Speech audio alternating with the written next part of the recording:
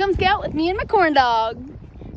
So my first issue that I encountered were very long lengths of row without any plants in them. To give you some perspective, I'm in Jones County, heavily tilled, lots of manure, very hilly, specifically where I'm at, kind of a clay knoll in the back part of this field.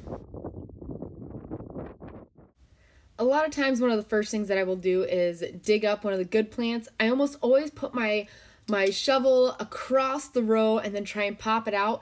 That will always give me a really good indicator of if I've got any sidewall compaction, because if I have some sidewall compaction, that furrow is still going to split open. So you can see here that we do actually have quite a bit of compaction in that sidewall. And when I pull out that young plant there, we can already start to see some of those hatchet roots and the roots not being able to develop very well because of that sidewall compaction.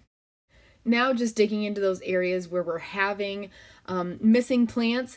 And one of the biggest things that I'm noticing here is just how that furrow is still there. We've got a lot of sidewall compaction, and we really don't have a whole lot of soil structure here. What we're really trying to do with our row closers is, we're gonna have that sidewall. That's just a part of the furrow. We need to open that up, but we want those row closers to do is to kind of break apart that sidewall. And here we're seeing those seeds where we probably got a crust created when we were really hot after this was planted, and they just were not able to break through that top crust and they leafed out underground. Something else that I'm theorizing is, especially when you've got that sidewall compaction, especially in a very clay type soil, when you get hot and dry like we did in the middle of May, that furrow is going to open back up.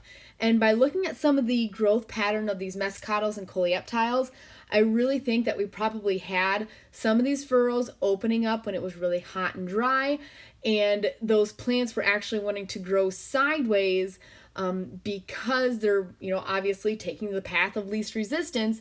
And then once you get sunlight on that coleoptile, it's going to start rupturing because it thinks it's at the surface. So they were rupturing underground before they needed to, because that furrow was opening up, allowing there to be sunlight hitting that coleoptile. Here again, we can just see that great sidewall compaction. This could really give us some issues later on, especially if we continue to get hot and dry. These roots really need to be able to penetrate through that sidewall so we can get water and nutrients. I really don't want to walk through that.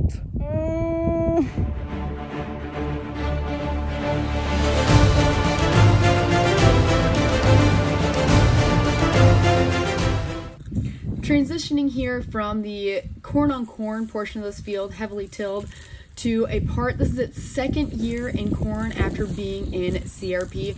Just want to point out the beautiful soil tilt and structure in this part of the field. So I was walking along and I saw this guy right here looking like he was in a drought, even though the plants around him were not. So decided to dig him up, see what was going on, thinking, perhaps there's something going on with the roots. This is the second year in corn after being in CRP, and what I found was this little wireworm here. Now, the fact that it had been in CRP and sod, it wasn't overall a huge surprise that I was finding a wireworm. So if you don't find them red-handed, kind of their typical injury is a pinhole kind of right at the growing point at that soil surface.